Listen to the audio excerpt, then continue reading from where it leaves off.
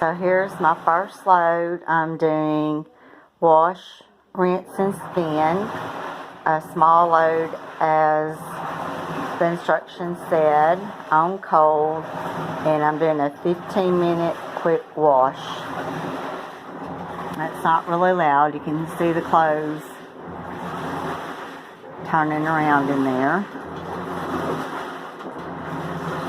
I didn't put a lot of soap.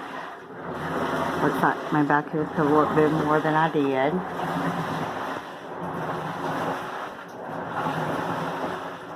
So overall, it's not too loud. That's how I got everything hooked up to the sink. I did figure out the drain hose. So I'll come back when it begins to spin cycle to see if I got it level.